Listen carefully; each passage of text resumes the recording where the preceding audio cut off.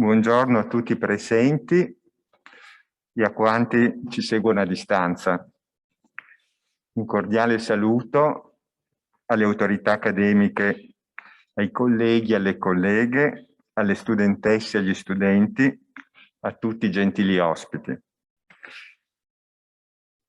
Vorrei aprire questo convegno ringraziando e dando subito la parola alle autorità accademiche, alle istituzioni che ci hanno supportato. E per non perdere tempo comincio subito ringraziando il magnifico rettore, il professor Pinton, e la professoressa Elena D'Orlando, direttrice del Dipartimento di Scienze Giuridiche, che hanno dato un apporto fondamentale per la realizzazione di questo convegno, anche evidentemente sotto il profilo economico. Ringrazio allora la professoressa D'Orlando, che è qui in rappresentanza sia del nostro Dipartimento e sia del magnifico rettore. E le cedo la parola.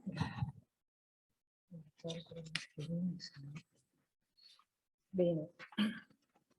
Sono io innanzitutto che devo ringraziare anche a nome del magnifico rettore i colleghi che si sono spesi per l'organizzazione di questo rilevante evento scientifico, Elvio Ancona, Giuseppe Mazzanti, Andrea Tabarroni, e mi fa anche piacere sottolineare in una prospettiva di Ateneo che questo è un evento concepito insieme dai nostri dipartimenti, il Dipartimento di Scienze Giuridiche, il Dipartimento di Studi Umanistici, qui rappresentato dalla collega professoressa Pani, che interverrà dopo di me. E questo è un segnale molto positivo, a mio avviso, e spero che possa essere foriero di ulteriori occasioni di collaborazione tra di noi anche pro futuro. Ringrazio anche i colleghi per la sensibilità che hanno avuto nello scegliere il titolo di questo convegno, Diligite Justitiam qui iudicatis terram. Amate la giustizia voi che giudicate sulla terra, che mi sembra quasi un monito che ha un'attualità direi straordinaria se pensiamo al periodo storico che purtroppo stiamo vivendo. Direi che non c'è bisogno forse di sottolineare l'importanza dell'autore di cui questo convegno si occuperà, la centralità della figura dantesca direi che è conclamata nell'ambito della storia della cultura europea, nell'ambito della costruzione di quella peculiare identità europea che ci caratterizza. E mi piace anche sottolineare, questa volta in veste di direttrice del Dipartimento di Scienze Giuridiche, come questa iniziativa si cali anche in quelle che sono le direttrici fondamentali della nostra attività di ricerca e di didattica, che abbiamo voluto collocare anche all'interno appunto del nuovo piano strategico di Dipartimento in una collocazione chiaramente che guarda la dimensione europea e quindi con una sempre maggiore attenzione all'integrazione tra il quadro ordinamentale nazionale e quello europeo. E da questo punto di vista la figura e il pensiero di Dante ci offrono molto. Per un verso, infatti, ricordiamo che nell'ambito dell'enorme opera dantesca vengono definite, vengono sviluppate, vengono anche problematizzate con una sensibilità davvero straordinaria alcuni concetti come il diritto, come la redenzione, come la pena, la giustizia, la responsabilità, tutti temi colossali, direi che saranno poi, come sappiamo, al cuore della riflessione giuridica dei secoli successivi. E dall'altra parte l'opera dantesca si contraddistingue anche per il fatto di aver affermato l'autonomia della sfera politica, cioè per avere riconosciuto alla ragione umana e alla filosofia, secondo una visione laica sì ma non laicista direi, un ruolo fondamentale nella costruzione delle forme delle istituzioni che devono poi essere la base portante dell'ordinamento in cui si sviluppano e vengono governate le relazioni intersoggettive. Sotto questo profilo, se indubbiamente possiamo dire che Dante è da annoverarsi tra i padri ideali della nostra identità nazionale, mi pare altrettanto indiscutibile che possiamo considerarlo uno dei pilastri della civiltà europea e della formazione anche di una coscienza giuridica tipicamente nostra, cioè continentale. Quindi in questa prospettiva io ritengo, e mi rivolgo qui ai nostri studenti che vedo presenti in maniera numerosa, che lo studio delle opere in cui prende corpo questa straordinaria visione dantesca sia importante non solo per farvi apprendere i concetti giuridici sulla base di fondamenti teorici veramente solidi e saldi, cioè con radici veramente profonde, ma anche per fornirvi quella sensibilità che a mio avviso è sempre più indispensabile per riuscire ad esprimere al meglio le vostre potenzialità in quella realtà europea che, almeno per quanto mi riguarda, deve essere sempre di più il nostro convinto orizzonte collettivo. Quindi io ringrazio nuovamente tutti i colleghi che hanno collaborato all'organizzazione di questo evento, che è un programma, come avete letto, molto intenso, che prevede la partecipazione di ospiti anche di chiarissima fama internazionale, e quindi chiudo auspicandomi un proficuo lavoro. Grazie ancora. Grazie Elena. E passo subito la parola alla professoressa Pani, che è qui in rappresentanza del DIUM, il Dipartimento di Studi Umanistici, e che ringrazio anche per l'apporto dato dal suo Dipartimento alla realizzazione di questo convegno. Buon pomeriggio a tutti, io porto il saluto della direttrice, della professoressa Linda Borean, direttrice del Dipartimento di Studi Umanistici del Patrimonio Culturale e naturalmente di tutto il Dipartimento, a questo bel convegno che è uno forse degli ultimi di questo anno dantesco che ormai volge al termine, non l'ultimo perché un altro si terrà subito dopo l'8 dicembre, il 9 mi pare, nel nostro Dipartimento. E io penso che questo anno dantesco abbia dimostrato una volta di più, se mai ce ne fosse bisogno, l'interdisciplinarità del pensiero, dell'opera e della figura di Dante, e questo convegno è appunto una delle prove, delle manifestazioni di questo, perché appunto è un convegno in cui proficuamente si incontrano il diritto, la storia del diritto, la filosofia del diritto, la filosofia con il nostro collega, e quindi penso che ci saranno molti spunti durante e al termine di questo convegno. Il DIUM, Dipartimento di Studi Umanistici, è molto contento di aver collaborato. Spero anch'io che sia l'inizio di sia una delle tante forme di collaborazione tra i nostri dipartimenti. Ringrazio per l'invito e auguro a tutti buon lavoro e proficui lavori e proficue conferenze. Grazie Laura, grazie professoressa Pani. E prima di cedere la parola al professor Mazzanti, mi permetto di sottolineare un aspetto di quanto appena detto. Stranamente,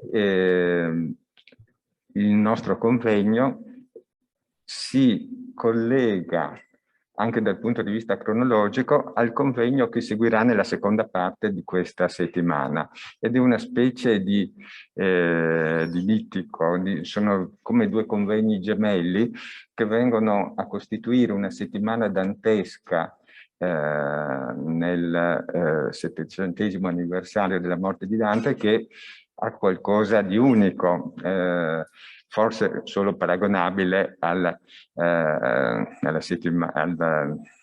convegno di Ravenna in Italia, insomma. E quindi, diciamo, anche sotto questo profilo credo possiamo essere orgogliosi, e da questo punto di vista ovviamente poi avremo modo di ringraziare e di sentire il professor Tabarroni, che è il principale organizzatore di questo convegno gemello, se così si può dire.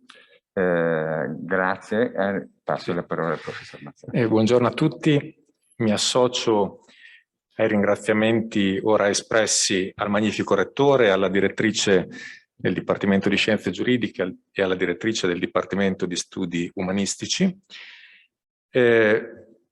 Ringrazio per il sostegno anche la Società Dante Alighieri, ringrazio l'Accademia Udinese di Scienze, Lettere e Arti e chiedo alla professoressa Maria Amalia Daronco di venire qui a portare i suoi saluti. E ancora ringrazio il Lions Club Arte e Poesia di Padova. Prego.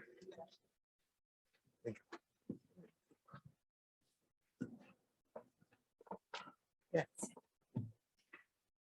Posso togliere? Beh, no, se va bene. No, così. È veramente con grande emozione che vi porto il saluto dell'Accademia di Scienze, Lettere ed Arti della città di Udine, che è la più antica istituzione culturale del nostro Friuli. E la mia emozione è perché porto questo saluto all'istituzione culturale più potente del Friuli, ma anche la più giovane, il nostro Ateneo, per il quale io veramente ho lavorato tutta la vita fin dagli inizi. Quindi un ringraziamento agli organizzatori, un ringraziamento all'Università di Udine e la mia grande gioia di vedere come tutti gli studi continuino così brillanti, così aperti, sempre più degni di ammirazione da parte nostra di tutti e di ringraziamento anche. Io vorrei dire brevemente due parole, perché questa, come vi dicevo, è l'istituto culturale più antico del Friuli, risale al 1606, quando venne fondata col nome di Accademia degli Sventati per iniziativa di Alfonso Antonini e di un gruppo di rappresentanti di spicco della cultura e della società friulana. E anche il motto che è stato scelto è dantesco, quindi che dice non è qua giuso ogni vapore spento, il 31 dell'inferno, e io mi ponevo il problema che voi avete questa citazione del paradiso, io parto dall'inferno, dove oltretutto, cosa che mi ha fatto molta impressione rivedendolo oggi, è un vapore mosso dalle ali di Lucifero. Non erano molto ottimisti, ho l'impressione, sul mondo che li circondava, anche i vecchi accademici.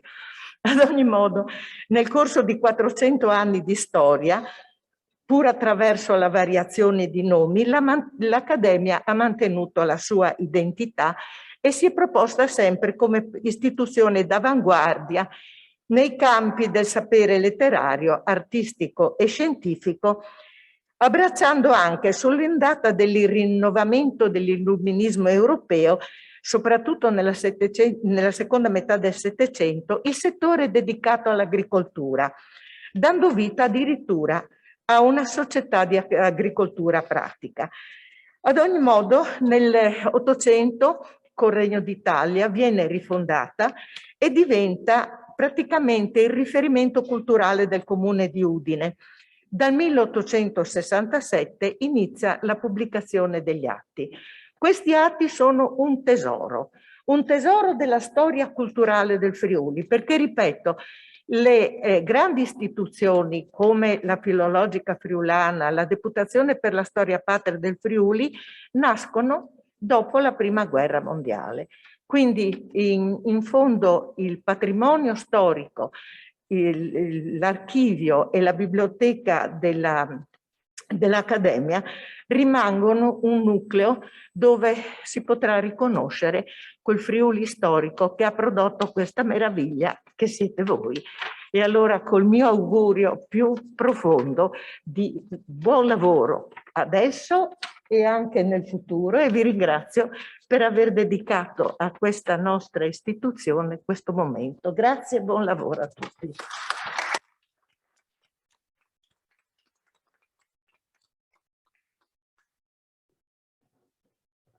Ringrazio la professoressa Daronco per questo intervento. Ringrazio ancora tutti gli intervenuti, i colleghi, chi è venuto da fuori, persone anche sconosciute e ovviamente gli studenti.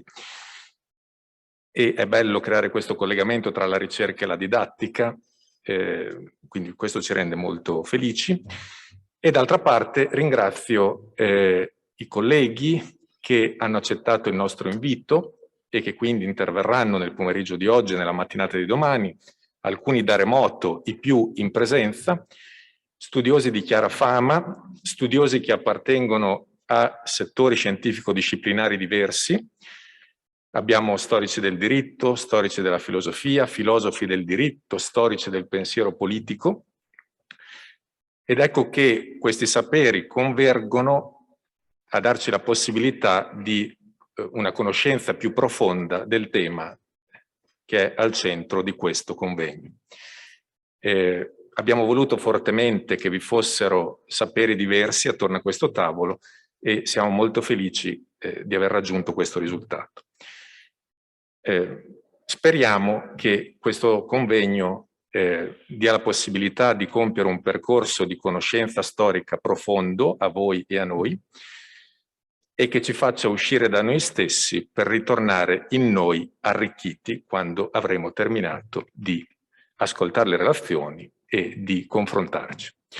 Bene, io ho concluso, do la parola a chi, Elvio? Sì, a me. Do la parola a te, benissimo. Perché vorrei, prima di presentare il professor Steinberg, che già comincio a ringraziare per la sua presenza, per la sua disponibilità a intervenire, a partecipare, vorrei dire 2 parole introduttive sul senso di questo convegno e proprio a partire dal titolo che è stato già richiamato più volte in questi saluti.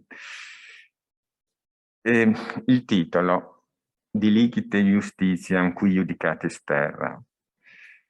Si tratta del versetto di apertura del Libro della Sapienza, che è divenuto una specie di slogan nel pensiero tardo medievale, e soprattutto nel 300, nel 400, non solo negli scritti, ma negli affreschi, nelle miniature, ricorreva frequentemente, dal 18° canto del Paradiso fino alla Maestà di Simone Martini o agli affreschi del Buono e del Cattivo Governo di Ambrogio Lorenzetti, sempre nel Palazzo Pubblico di Siena, dove tra l'altro questa scritta compare sopra la figura di notevoli dimensioni della giustizia e sotto nel corteo dei 24 cittadini che in processione si indirizzano verso il bene comune, compare lo stesso Dante Alighieri. Nel canto 18° questa locuzione compare nel cielo di Giove, composta dalle anime dei principi e dei condottieri che si erano fatti guidare dalla giustizia divina.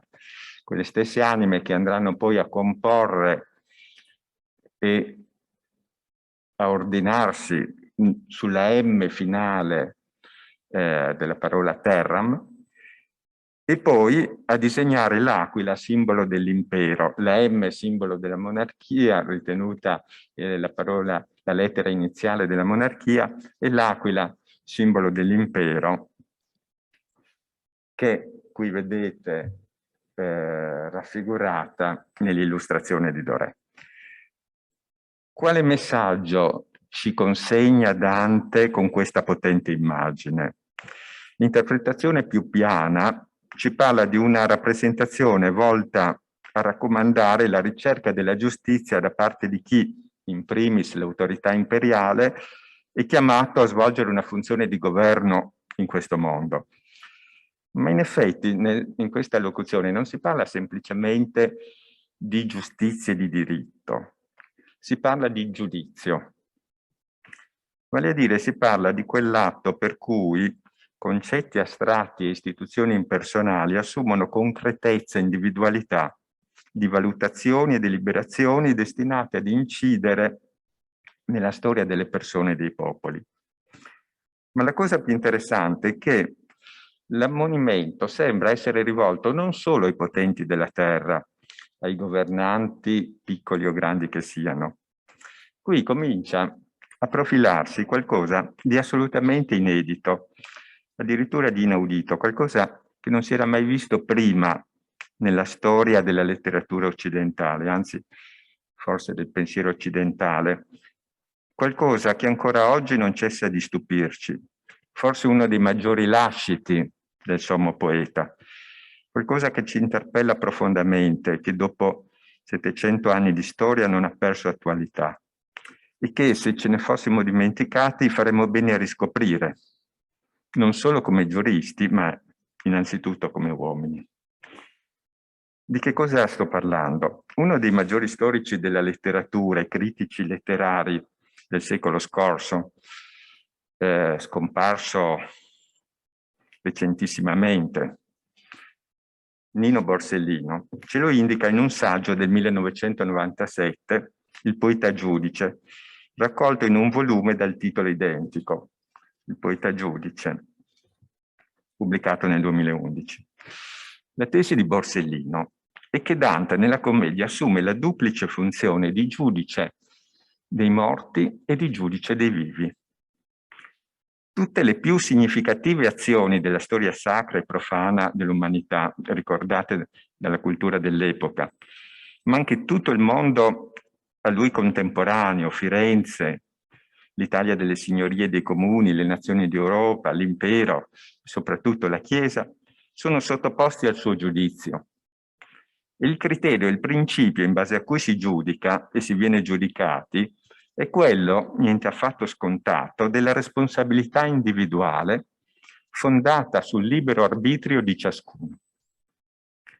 Se le cose stanno così, e a pensarci bene sembrano stare proprio così, quel diligite appare rivolto innanzitutto al poeta giudice, a Dante. Innanzitutto a lui viene chiesto di lasciarsi guidare dalla giustizia divina per poter comunicare agli uomini il verdetto dell'Eterno sulle vicende dei mortali. Ma allora il giudizio di Dante viene ad assumere uno spessore del tutto eccezionale. Pronunciato da un altro mondo, dai luoghi dell'eternità, non più intaccati dagli interessi e dalle passioni della terra, questo giudizio sul mondo passato e presente pretende di essere accolto come la verità di Dio che il suo scriba trasmette. Questo diceva Borsellino.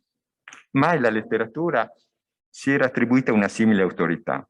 Con un atto clamorosamente creativo, Dante si fa intermediario del giudizio di Dio, mettendosi al di sopra di re, imperatori e papi, sottoponendo anche i potenti qui iudicant terram alla giurisdizione del suo tribunale, che poi fondamentalmente il tribunale di un civile, di un uomo comune, per quanto divinamente legittimato. In questo modo istituisce, con la benedizione divina, un nuovo modello di giustizia, per cui si giudica in virtù della propria umanità e non del ruolo sociale svolto. Un modello che, come si richiamava prima, resta durevolmente, oggi più che mai, nella nostra coscienza pubblica e privata. Non bisogna dimenticare, infatti, che nel suo viaggio nell'oltretomba, Dante rappresenta ciascuno di noi. Vuole aprire una strada che sia praticabile per tutti. Chiama ogni suo lettore a ripercorrerla con lui e quindi a giudicare con lui. E si tratta evidentemente di una chiamata, di un invito che vale non solo per i giuristi, ma per ogni uomo. Eppure, il giudizio di Dante, il modello di giustizia che propone, è strettamente giuridico. Vengono pronunciate sentenze di condanna e di assoluzione, comminate pene ed elargite grazie, stabilite eccezioni e concessi privilegi, riconosciute aggravanti ed attenuanti.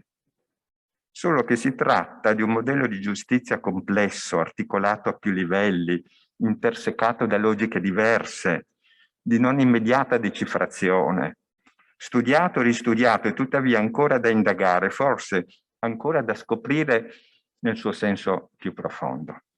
Ecco allora che il convegno che ci raccoglie, io credo che possa portare un contributo proprio in questo senso, a questa indagine, a questa scoperta di questa logica di giustizia che sottende l'universo immaginifico di Dante. Ecco, e per questo motivo abbiamo invitato, e ringrazio moltissimo per aver accettato, il professor Steinberg,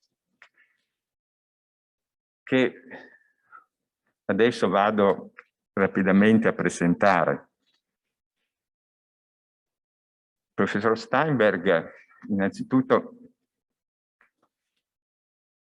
possiamo dire, è uno dei maggiori esperti di Dante a livello internazionale e in particolar modo esperto degli aspetti giuridici dell'opera di Dante. Professore di Italian Literature presso il Department of Romance Languages and Literature dell'Università di Chicago, direttore della rivista Dante Studies, autore di molteplici saggi di argomento dantesco, tra cui le monografie Dante and the Limits of the Law, che è stata tradotta in italiano col titolo Dante, i confini del diritto, la monografia Accounting for Dante, tradotta in italiano col titolo Dante e il suo pubblico, copisti, scrittori e lettori nell'Italia comunale, e infine recentemente curatore insieme con Roberto Area del volume Dante. Ecco, lo ringrazio. Innanzitutto devo dire, il professor Steinberg doveva essere tra noi oggi, in presenza. Poi alcuni impedimenti hanno fatto sì che questo non fosse più possibile. Ma io sono veramente contento che lui sia comunque qui tra di noi e lo ringrazio non solo per questa disponibilità, ma anche perché dovete tener conto che a Chicago, in America, a quest'ora ci si è appena alzati, ho fatto una levataccia per essere tra di noi. E insomma, anche questo non è scontato, veramente. Justin, sei un amico oltre che un maestro, e quindi ti ringrazio lasciandoti la parola e sperando che la prossima volta ci si possa vedere anche proprio qui. Grazie. Grazie per questa bellissima introduzione. Ringrazio gli organizzatori per questo generoso invito. Sono onorato di essere fra di voi. Sì, avrei preferito esserci di presenza e io spero che presto, infatti, questo sarà possibile. Prima di iniziare vorrei fare un po' qualche commento più generale, magari a cui ho pensato anche ascoltando queste parole di introduzione del convegno. Prima di tutto devo dire che è molto gratificante per me poter partecipare in un convegno su Dante e diritto. Devo dire che per molti anni io mi sono sentito un po' solo, un po' vox clamantis in deserto a proposito di questo argomento. Non c'erano molti studi su Dante appunto e il diritto e soprattutto fatti da dantisti, magari qualche lavoro da storico, da giurista, però è strano per grandi poeti della giustizia, in realtà non si parlava molto di questo, era come se parlare del diritto inquinasse questo testo così trascendente e spirituale. E quindi sì, è importante per me vedere, io sono soddisfatto francamente, vedere che in questi anni, in quest'anno ci sono diversi lavori su Dante politico, Dante diritto, ma non è solo una questione personale, che secondo me è una violenza in realtà, separare queste discipline una dall'altra. Abbiamo parlato prima dell'aspetto interdisciplinare di questa conferenza e anche dell'aspetto internazionale. Bisogna ricordare che il bello di studiare Dante è anche che studiamo un momento storico pre-nazionale e da tanti punti di vista anche predisciplinare. Nei tempi di Dante non c'erano scienze politiche, per esempio, nessuno studiava scienze politiche, non esisteva questo concetto. Quando si parlava, quando si cercava di esprimere concetti di scienze politiche, di filosofia politica, si faceva tramite il diritto. Quindi appunto questa separazione che abbiamo fatto, che è molto moderna fra le discipline, certo non ci aiuta di capire, credo, la forza del poema spesso. Collegato a questo, sempre prima di iniziare, vorrei fare una brevissima riflessione metodologica su cosa vuol dire storicizzare. Fra noi medievalisti parliamo sempre di storicizzare. Noi amiamo beccare, diciamo, un collega che dice una cosa anacronistica perché non ha storicizzato, no? Questo è un po' il gioco dei medievalisti. Bisogna sempre storicizzare, mettere Dante nel suo contesto. Voi lettori laici quasi non capite, voi non potete veramente capire il testo. Dante è nostro perché noi studiamo contesto. Ma oggi io vorrei provare una cosa, secondo me, leggermente, ma non so se è più difficile, però più, forse più pericoloso quasi, vale a dire, è possibile storicizzare noi stessi? Questa è la mia domanda. Perché certo, si può sempre parlare del contesto, ma non parliamo mai dei pregiudizi nostri, dei filtri nostri che abbiamo verso il testo. E francamente questi filtri sono così naturalizzati che sono difficili da vedere. Ma ognuno di noi porta al testo dantesco una prospettiva contemporanea ed è molto difficile in qualche modo storicizzare, fare un'archeologia di questi concetti contemporanei che fanno filtro, che come il background qui, che rendono tutto sfocato in qualche modo, però noi non siamo coscienti di avere questi filtri, fra cui il rapporto fra libertà e diritto. E questo è il tema della mia presentazione, della mia relazione oggi. È un tentativo di di cercare di ripensare quest'idea di libertà che è molto diffusa fra i dantisti. Quando parlano di Dante parlano di sperimentalismo e libertà, ma io penso che questo nostro modo di vedere Dante libero, Dante sperimentale, a volte anche Dante ed epico, che deve uccidere i padri suoi, in qualche modo, questi fanno tutto di un individualismo e di un concetto moderno di libertà. Quindi oggi sì, parlerò di concetti medievali di diritto, però vorrei anche in qualche modo cercare di liberarci appunto da certi pregiudizi che abbiamo, questi sono pregiudizi che abbiamo prima anche di iniziare una ricerca. Quindi non è una questione solo di cambiare il campo di ricerca, ma di vedere che c'è di sbagliato proprio nell'approccio.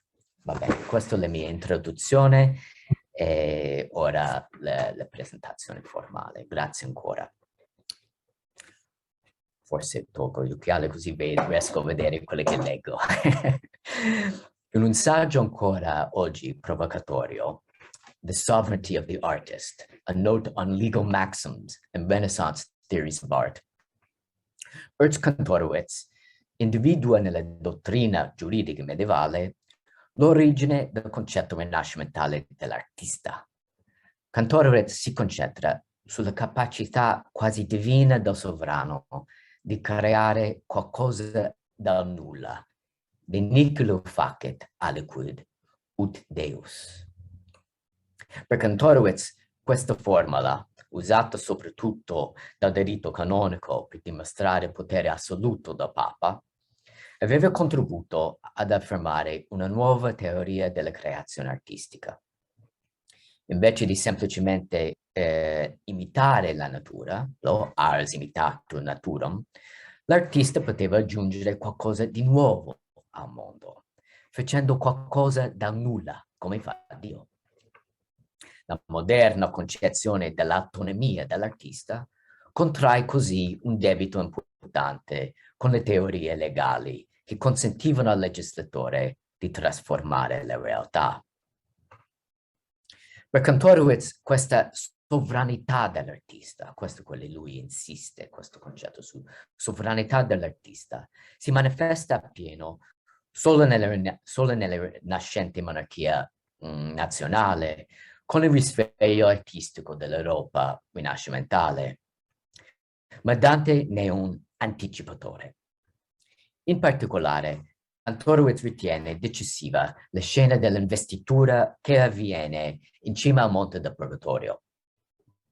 All'ingresso del paradiso terrestre, Virgilio informa Dante che è libero di vagare per l'Eden in attesa dell'arrivo di Beatrice e lo incorona poi, signore di se stesso. E questa è una citazione di questo canto del Purgatorio. Non aspettarmi, o Dio, più nel mio cielo, libero, dritto e sano è tuo arbitrio, e fallo farà, non fare a suo senno, perché io te, sovra te, corono e mitrio. Secondo Kantorowicz, in questo passo, Dante rivendica per i poeti quei poteri quasi divini associati all'imperatore e al Papa. Come costoro, egli può creare dal nulla. Purtroppo, questa grande intuizione di Kantorowicz sul legame fra teorie artistiche e legali della creazione, fra teorie artistiche e legali della creazione, è viziata dalla sua ossessione per l'origine dello Stato moderno. Cercando di svelare le origini teologiche del potere secolare, Kantorowicz interpreta quei passaggi del diritto medievale che permettevano ai governanti di sospendere certe norme come delle autorizzazioni ad agire in modo assolutistico, persino illegale. In questa prospettiva, il diritto di un sovrano ecclesiastico o secolare di applicare, riformare o sospendere la legge dipendeva integralmente da un'autorità politica soggettiva. Da un punto di vista post-illuministico, questo potere discrezionale può sembrare direttamente collegato al potere assoluto. Ma così non era per giuristi dell'Europa basso medievale. Per loro il diritto non era riducibile alla legislazione emanata da un potere sovrano, perché allora non esisteva alcun potere stabile e centralizzato del genere. Nessuno, neppure il Papa o l'imperatore, era al di sopra del diritto per quel che riguardava le norme universali più elevate. Anche i cosiddetti poteri pieni continuavano a essere delimitati dai parametri del diritto naturale e divino.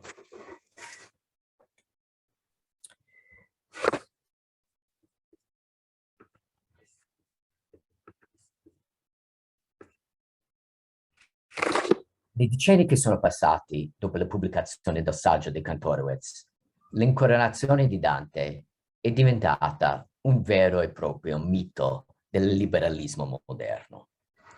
Secondo i critici, Dante acquista, queste sono una serie di citazioni, una soggettività autonoma e sovrana ed emerge come un soggetto individuale libero. Nasce in questo modo il primo autore moderno.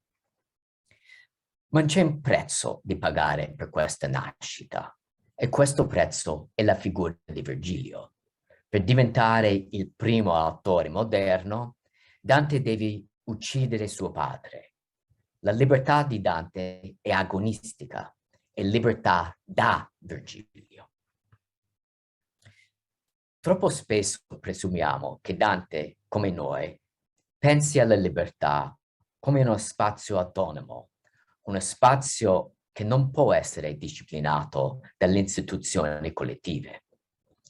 Questa libertà, di nuovo post-illuministica, viene definita da Irving Berlin negative liberty.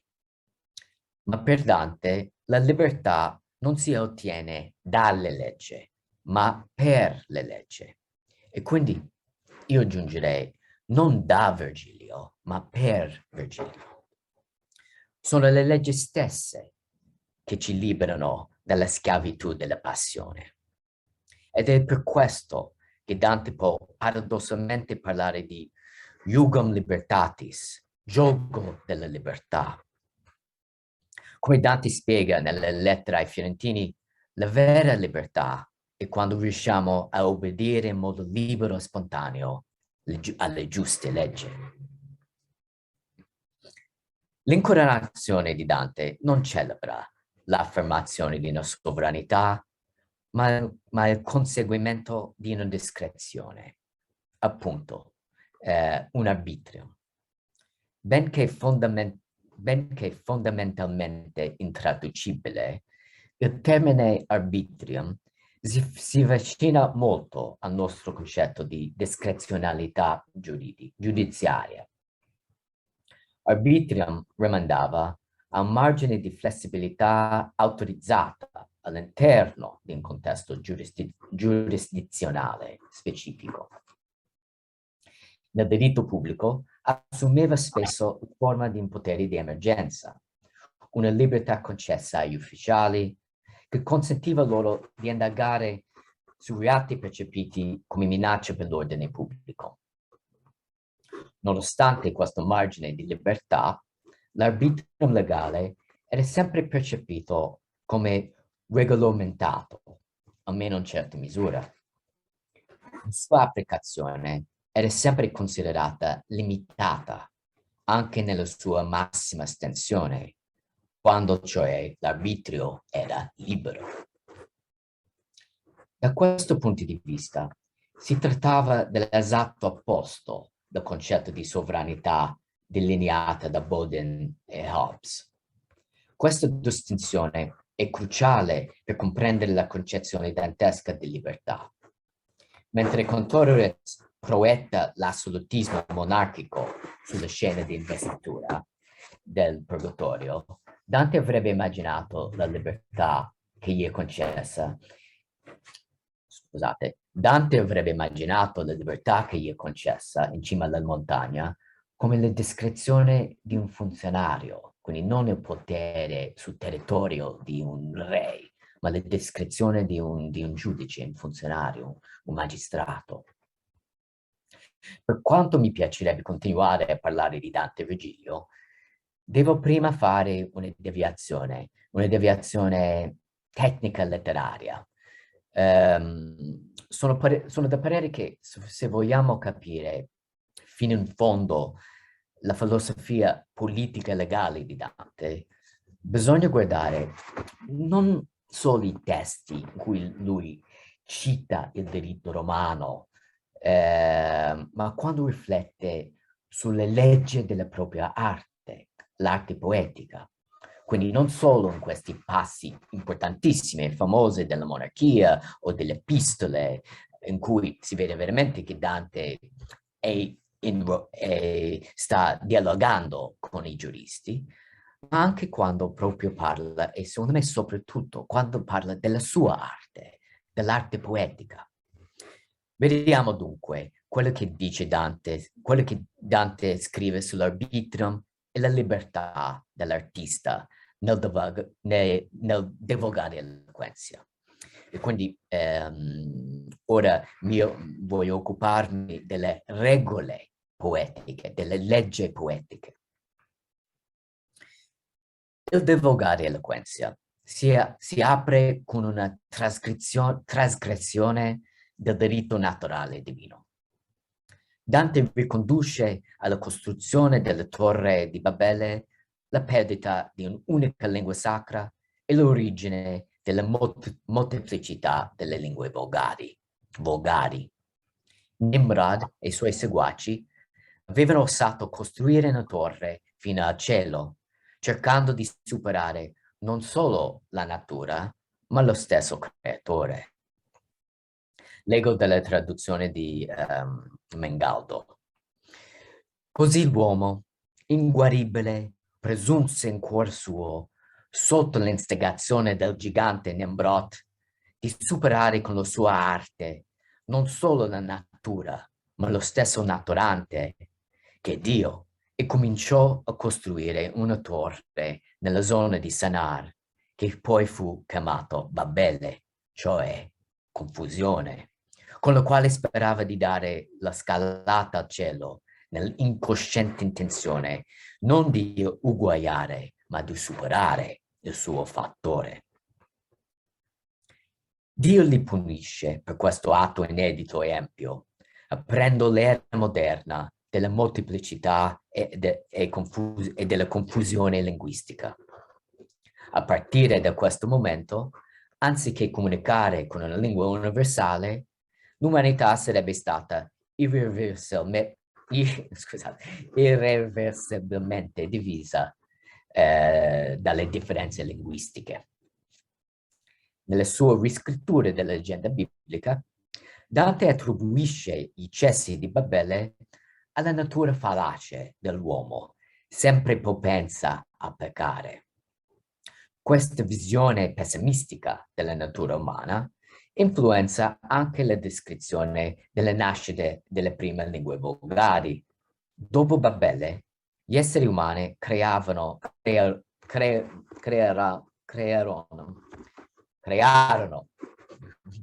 scusate, mi provo di nuovo.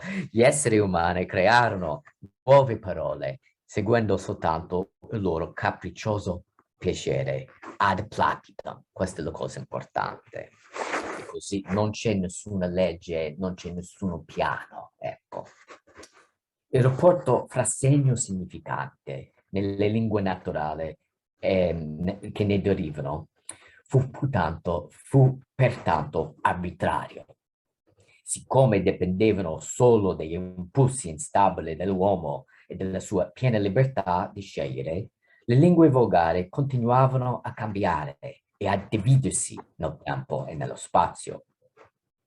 Potevano quindi risorgere differenze di linguaggio all'interno di una stessa città, di un stesso quartiere e persino di una stessa famiglia. La grammatica ordinata del latino, invece, era stata definita proprio per arginare questa incessante deriva verso la molteplicità. Importante ricordare che il latino per Dante veniva dopo le lingue romanze, non era l'origine delle lingue romanze. Secondo Dante, gli inventori del latino, appunto, avevano decretato di comune accordo le nuove leggi della grammatica, creando un linguaggio artificiale immutabile, contrapposto agli idiomi naturali.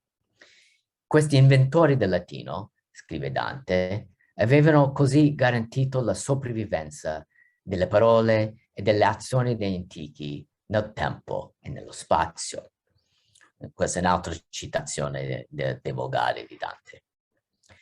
Di qui sono partiti gli inventori della grammatica, la quale grammatica non è altro che un tipo di linguaggio inalterabile e identico a se stesso, nella diversità dei tempi e dei luoghi.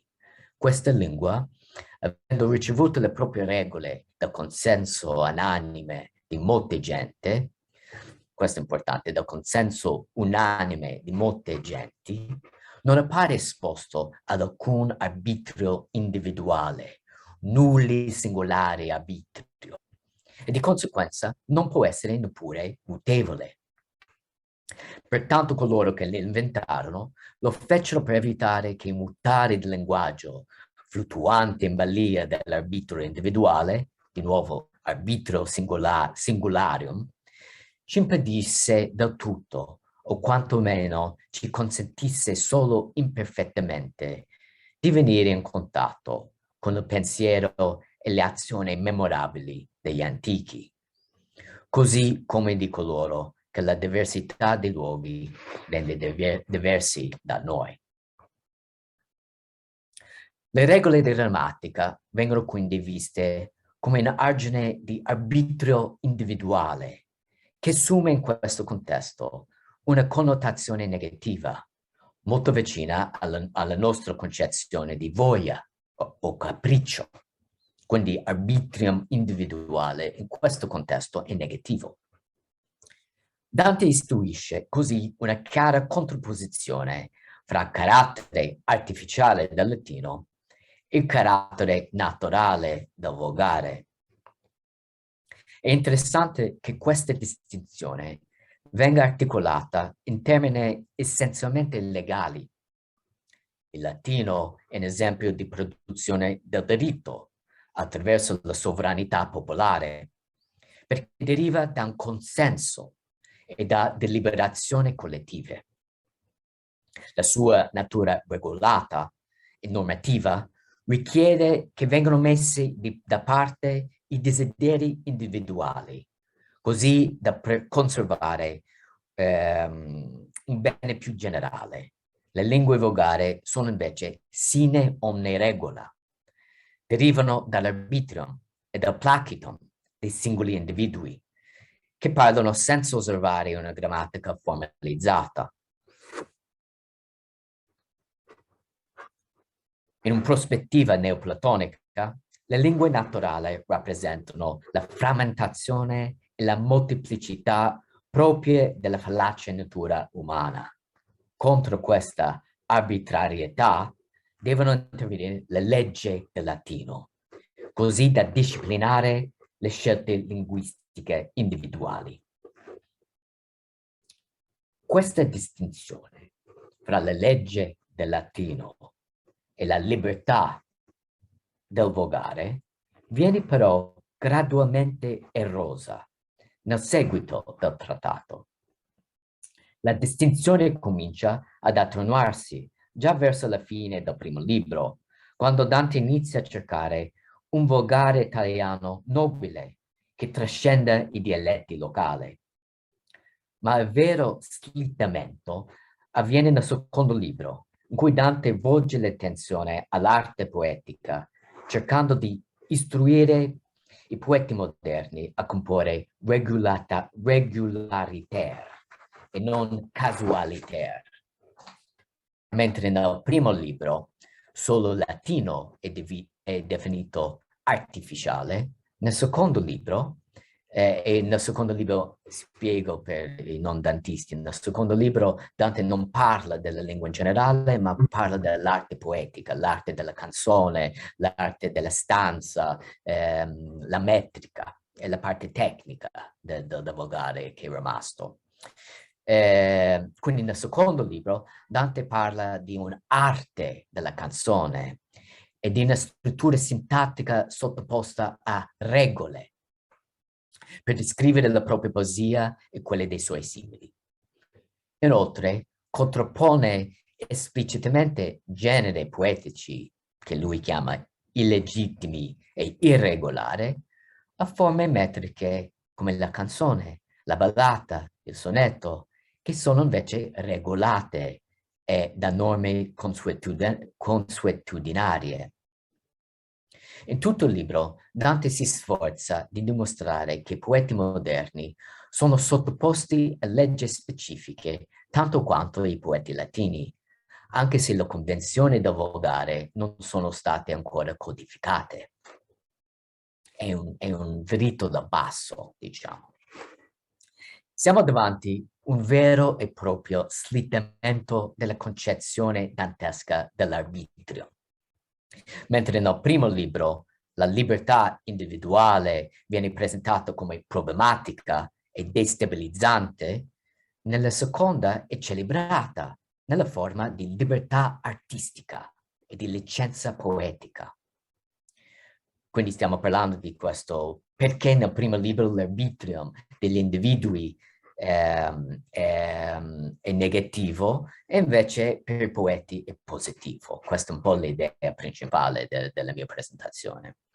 Per esempio, quando Dante deve spiegare se e come i versi di una stanza devono andare in rima, Dante scrive che su questo punto quasi tutti si prendono la più ampia libertà, amplissima licenzia, per ottenere la dolcezza dell'armonia complessiva. E anche sullo schema della rima,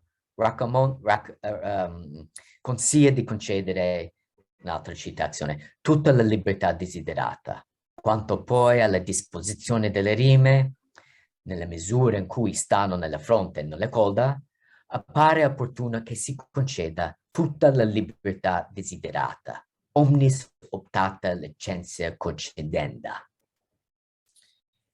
Infine, è proprio l'esercizio della libertà artistica che trasforma un poeta volgare in un attore autorevole. Di nuovo una citazione di Dante del secondo libro: vedi dunque, lettore, quanta licenzia è stata concessa ai poeti che scrivono canzoni e considera per quale motivo l'uso si è aggiudicata una così ampia discrezionalità, largum arbitrio. E se la ragione ti guiderà per la giusta via, vedrai che la libertà di cui parliamo è stata concessa solo per prestigi dei modelli riconosciuti.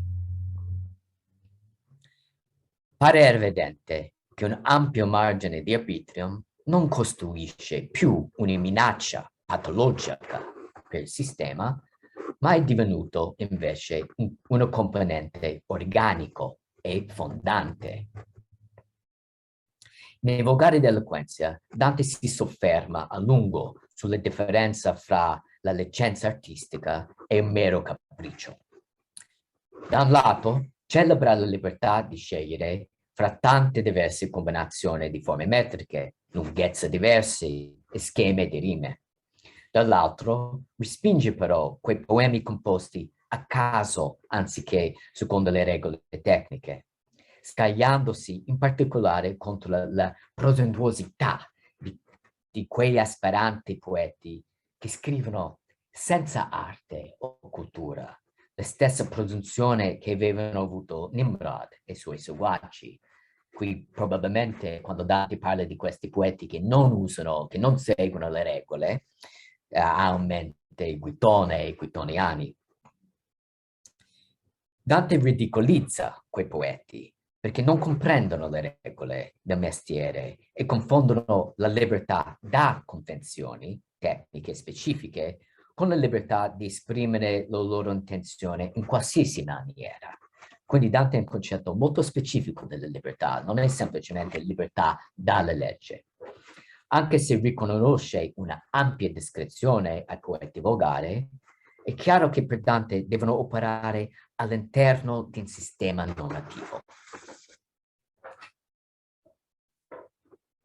Ma come fa un poeta a rimanere fedele al sistema anche quando fa qualcosa di assolutamente nuovo?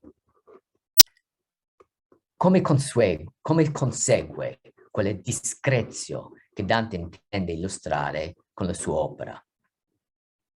Alla fine del trattato, del secondo libro almeno, è chiaro che la chiave per acquisire questa seconda natura, che si sarebbe tentato di definire semplicemente gusto quasi, si trova soprattutto nella prassi, nell'usus. Anche senza tenersi a precetti codificati, i poeti nobili che si sono impadroniti dell'arte della canzone hanno un senso, hanno un orecchio quando un verso suona bene, e il loro orecchio poetico non li abbandona neppure quando si allontanano dall'uso comune, come quando Dante aveva composto la doppia sestina Amor, tu vedi ben che questa donna. E quindi questa è un'opera totalmente nuova, quindi in qualche modo non era codificato dal legislatore della poesia, eppure Dante non va oltre il sistema qui.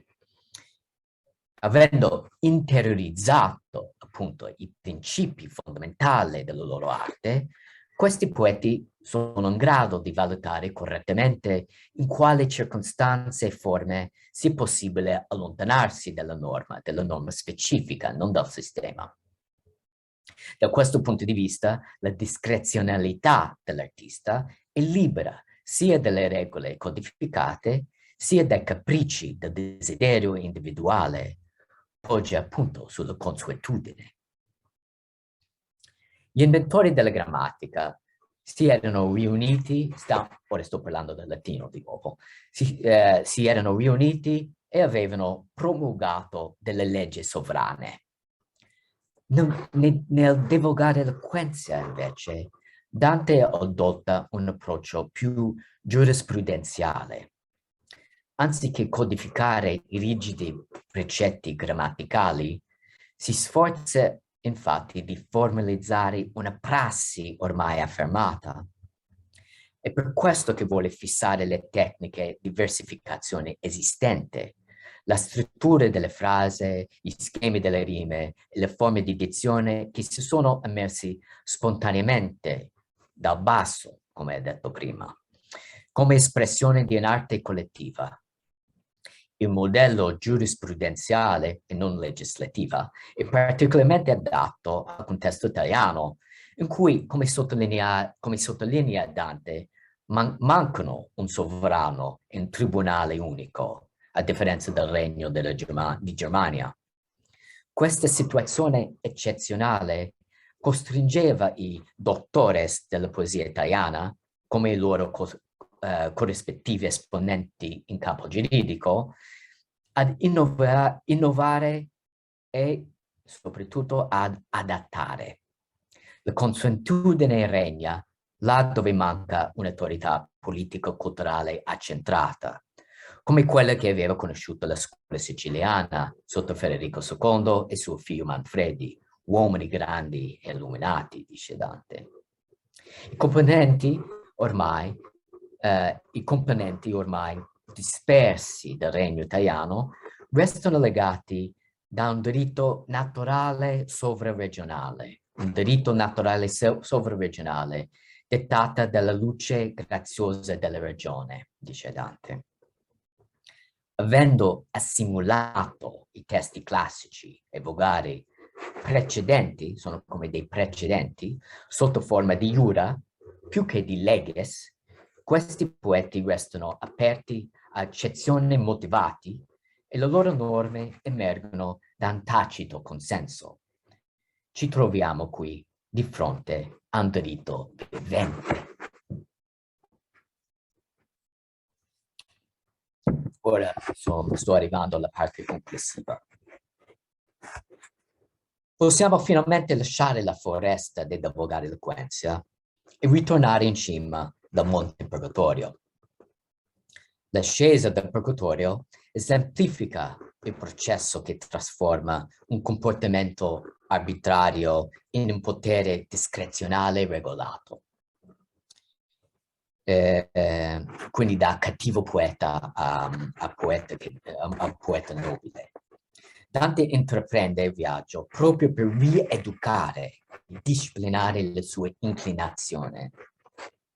Arrivato a paradiso terrestre, si può concedere ampia libertà alle discrezioni di Dante perché nel frattempo ha interiorizzato il corretto orientamento datogli delle sue guide. Con il Purgatorio, Dante identifica nell'arte uno strumento di condizionamento sociale positivo. Ricalibra fisicamente il suo hexus. Il principale esempio del ruolo educativo dell'arte è naturalmente Virgilio stesso. Nel 30° canto dell'Inferno, Dante chiarisce definitivamente il suo ruolo. Virgilio deve trasmettere i valori comuni della tradizione al personaggio di Dante, nonostante le crisi sociopolitiche che li circonda. Quasi alla fine del canto, Virgilio rimprovera Dante per essersi lasciato rapire dalla scaramuccia verbale fra i due arcipeccatori, Maestro Damo e Senone. Colpito dal rimprovero per aver partecipato allo spettacolo basso e direi anche moderno fra i due spergiuri, una tensione ingiuriosa e comica, Dante prova vergogna. Virgilio lo perdona subito, ma non senza prima ammonirlo. Nel caso in cui si fosse di nuovo trovato in circostanze simili, Virgilio dice: fa ragione che io ti sia sempre a lato. Il viaggio oltreterreno di Dante serve proprio a questo. La guida esterna dall'attore romano, in quanto coscienza pubblica, deve essere internalizzata, trasformata in guida interna per poeta volgare. Con l'incoronazione Dante riceve una libertà circoscritta. Potrà rielaborare quello che ha assorbito, ma non distaccarsi né ricrearlo ex nihilo. Questa distinzione fra arbitrium del giudice e volontà sovrana è importante sia per gli studiosi del pensiero politico, sia per critici letterari, perché le visioni del poeta sulla libertà politica sono intimamente legate alla sua concezione di innovazione artistica. Anche se una lunga tradizione di studi lo vede in continua competizione con i suoi precursori, e devo dire soprattutto in ambito anglo-americano, Dante in realtà concepisce la propria innovazione come un modo per conservare e far rivivere la tradizione letteraria, una tradizione che lui assimila a un diritto vivente. Quindi per Dante questa tradizione plurisecolare letteraria è una specie di diritto che va magari sì aggiornato, ma non sospeso. In nessun punto della sua opera ciò è reso manifesto come nel passaggio dal poeta classico a quello cristiano e scenato negli ultimi canti del Purgatorio, dove Virgilio assegna a Dante la libertà, poco prima di andarsene e lasciarlo sotto la guida di Beatrice. Mentre la maggior parte dei critici moderni vede la scomparsa di Virgilio come un segno di emancipazione artistica di Dante, da padre letterario. Questo evento in realtà indica che Dante ha interiorizzato il suo modo di vedere la realtà, vale a dire la prospettiva di Virgilio. Dante ormai pensa e parla come Virgilio. A questo punto è libero di innovare il sistema poetico di Virgilio, il diritto di Virgilio, ma solo perché è diventato inseparabile da esso. Il tutoraggio sotto la guida di Virgilio è stato portato a termine con successo e il nuovo poeta volgare è libero di innovare, ma non con il potere assoluto del sovrano, ma con la discrezione del giudice. Grazie. Grazie Justin. Una relazione veramente ricca e stimolante. Io credo che possiamo aprire il dibattito, dedicare 10 minuti, un quarto d'ora al dibattito e poi prima della pausa. Professor Tabarroni, forse...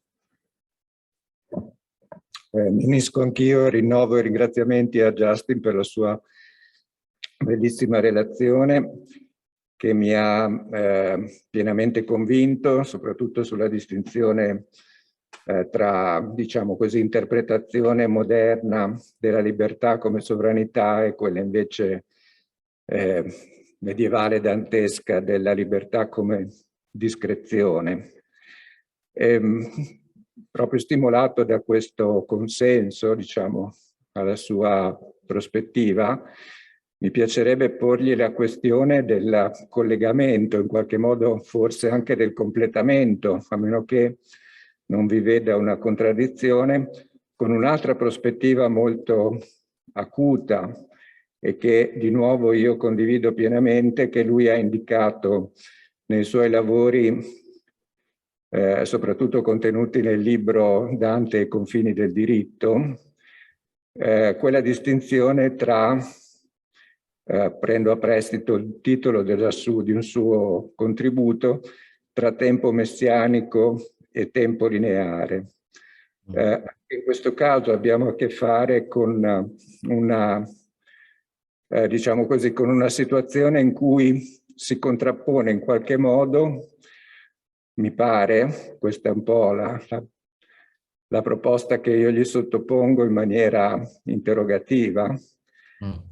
Anche in questo caso abbiamo a che fare con una sorta di libertà del sistema giuridico che potrebbe essere identificata con la prospettiva del tempo lineare, cioè della possibilità delle singole monarchie nazionali di rendersi autonomi, diciamo così, e costruttori di diritto, e invece la prospettiva che lui ha chiamato del tempo messianico, che è sostanzialmente la prospettiva dell'impero, a cui Dante cerca e propone di fare appello proprio per non disperdere questa libertà.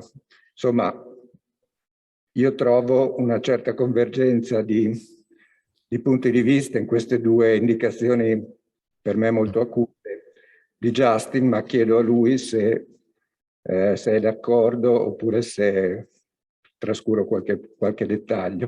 Grazie.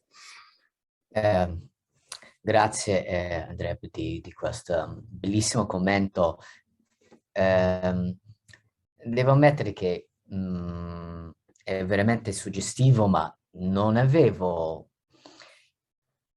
collegato questi due momenti, questi due concetti come due momenti due tentativi quasi danteschi di creare spazio, no? Di possibilità in qualche modo. Però sono d'accordo, sono certamente d'accordo. Infatti in tutta la carriera dantesca, lui cerca in qualche modo di creare delle potenzialità, ecco, questo credo, più che possibilità, potenzialità. Nella Vita Nuova abbiamo questo passo in cui giustifica la libertà del poeta di usare metafore, però di nuovo non deve essere puro potere, deve essere sempre fatto con una giusta causa, con ragione. E nella monarchia anche lui non feticizza la decisione sovrana di un individuo. Molto meglio avere una società di legge invece di persone. Eppure tutta la monarchia in qualche modo cerca una certa spazio di potenzialità all'interno di un mondo che dove la politica sembra chiusa, un futuro chiuso, non un futuro chiuso. E quindi proprio in questo, ora ovviamente sto improvvisando, ma vedo legame in questo, che sia l'idea di arbitrium, sia il concetto suo, tempo messianico, che non è per il futuro, ma per aprire il presente, creare possibilità di innovazione, di cambiamenti, di sistema di pensare addirittura all'interno del nostro mondo. E sì, è un contrasto con un certo diritto che vede tutto regolare, prevedibile e soprattutto calcolabile.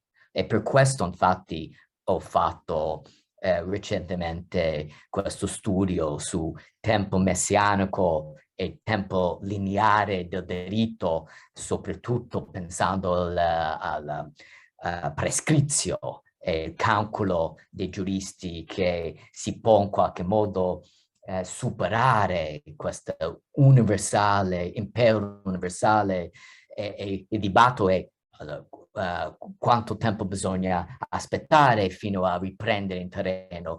40 anni, 60 anni, 100 anni, ma Dante trova questo calcolo repellente, l'idea che qualcosa che ci permette di pensare in un altro mondo si può in qualche modo vendere con questa mera calcolazione, è quello che lui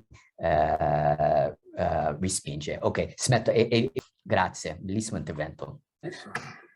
Sono Roberto Lambertini, mi fa molto piacere aver avuto finalmente l'occasione di sentire per intero un intervento del collega Steinberg che mi ha molto interessato, e la mia è una domanda non di spiegazione ma di approfondimento al collega sul rapporto tra libertas e licenzia.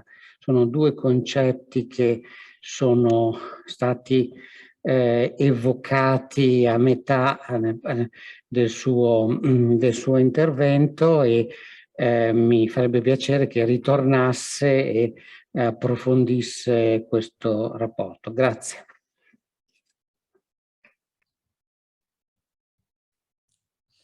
Grazie di questa domanda. La mia risposta sarà deludente, credo. Io uso libertà solo nel titolo. Uso libertà solo per in qualche modo tradurre e introdurre il problema per il pubblico, mentre le mie analisi è fra concetti di uso, soprattutto l'idea di licenzia e arbitrium. Questo un po' sono i due concetti che uso. Provo a dire qualcos'altro, però non voglio parlare se non sono sicuro di quello che vorrei dire. Sì, diciamo che libertà è un concetto che va appunto, le mie idee era che libertà ha un significato diverso che va storicizzato, come ho detto all'inizio, e ha un rapporto diverso con l'essenza in un periodo diverso. Ed è proprio questo uso di license, di poetic license, che cambia con ogni momento storico. E quindi appunto questa libertà dantesca non è come la nostra idea di libertà artistica, ma è comunque una libertà. Mi dispiace, ora non voglio aggiungere più di questo. Diciamo che il problema è, secondo me, nell'uso della parola che per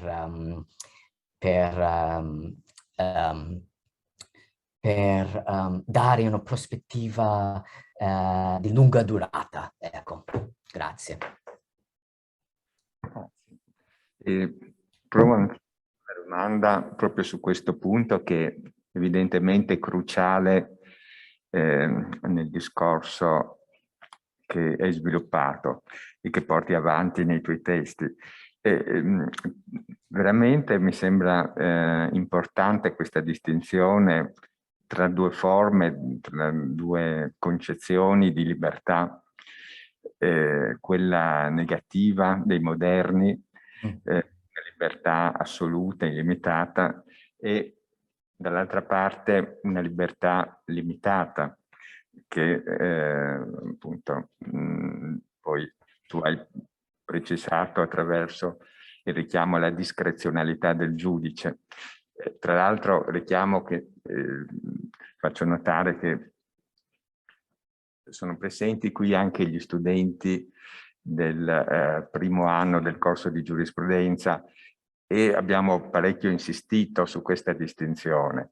Da una parte l'autodeterminazione dei moderni e dall'altra l'autonomia classica, diciamo, che fa riferimento addirittura all'Antigone.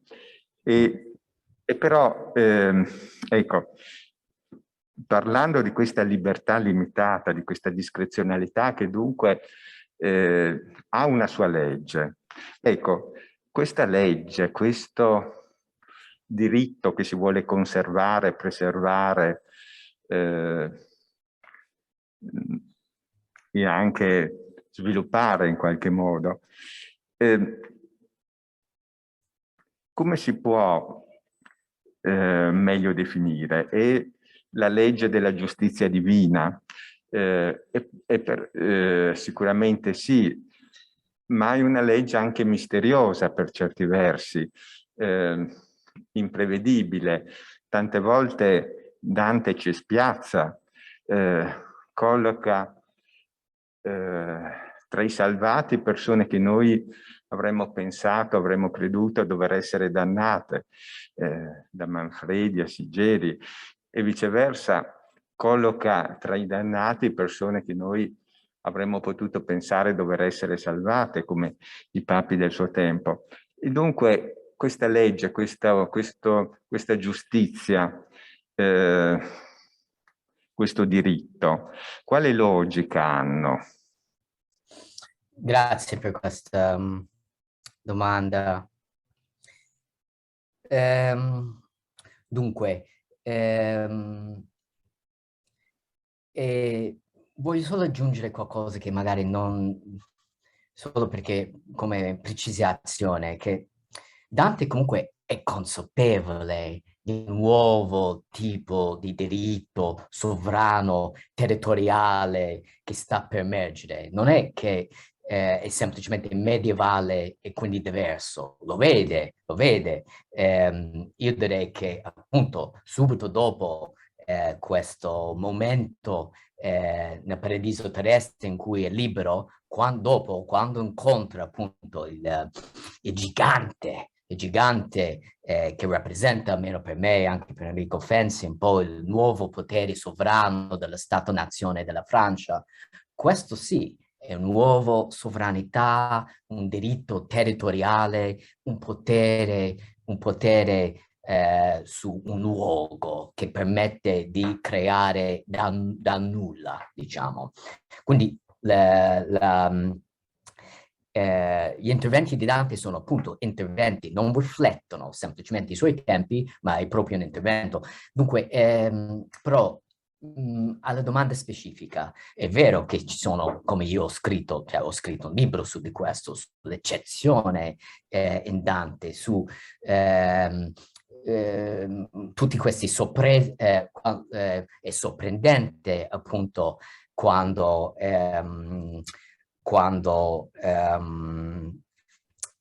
troviamo Catone, per esempio, un pagano suicida,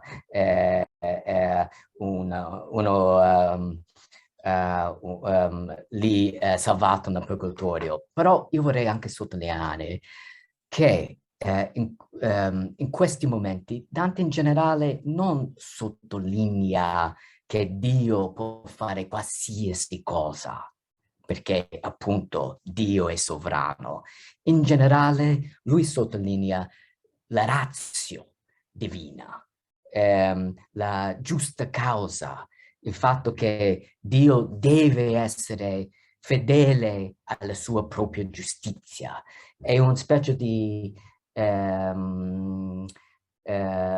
potere ordinato, non un potere assoluto. Quindi nel modo in cui Dante concepisce appunto anche questo potere di fare eccezione, prende una decisione o sceglie una certa politica, ed è quello di vedere il potere divino in qualche modo non una volta che è creato questo mondo, il mondo creato, limitato da se stesso ovviamente, però sempre limitato dalla propria giustizia.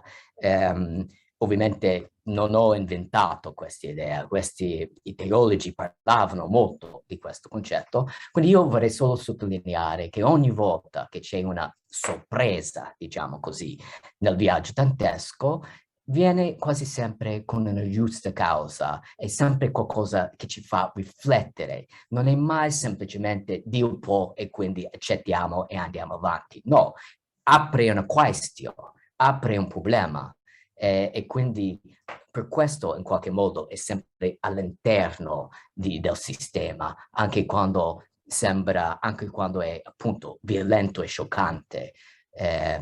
Questa è la mia risposta. Grazie davvero. Altre domande?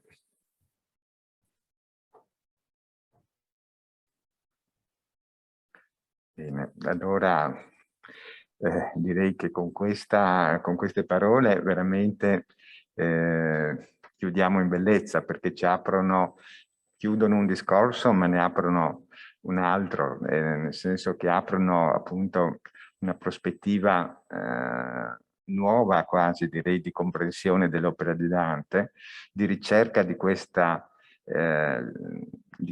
razionalità, di questa giusta causa, di queste ragioni per noi misteriose, ma comunque reali, che probabilmente stanno dietro a tante delle scelte, tante delle invenzioni artistiche che noi abbiamo imparato a conoscere, ad amare nella commedia e anche nelle altre opere di Dante. Grazie ancora a tutti. Grazie Steinberg. Justin. Grazie professor Steinberg.